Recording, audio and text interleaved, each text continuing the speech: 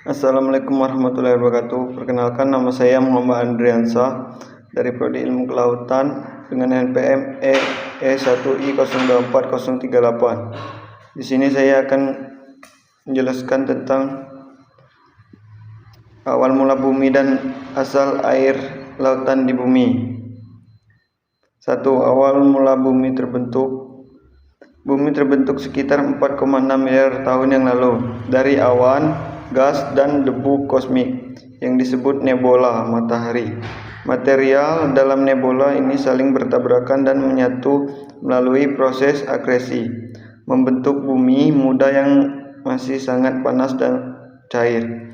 Seiring waktu, bumi mengalami pendinginan. Material berat membentuk inti bumi, sedangkan material ringan membentuk mantel dan kerak. Pada masa awal ini, aktivitas vulkanik dan tumbukan meteorit masih sangat intens.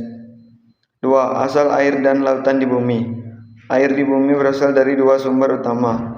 Yang pertama dari aktivitas vulkanik yang melepaskan uap air ke atmosfer.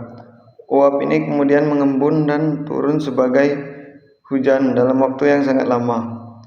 Kedua, dari komet dan asteroid yang mengandung es dan menabrak bumi pada masa awal pembentukannya. Air yang terus terkumpul mengisi cekungan kerak bumi dan membentuk lautan purba yang kemudian berperan penting bagi kestabilan iklim dan munculnya kehidupan.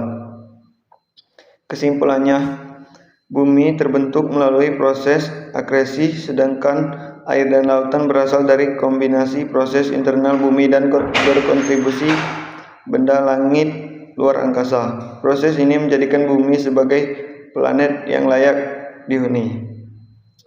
Terima kasih. Assalamualaikum warahmatullahi wabarakatuh. Perkenalkan, nama saya Muhammad Andriansah dari Prodi Ilmu Kelautan dengan NPM E1I024038. Di sini saya akan menjelaskan tentang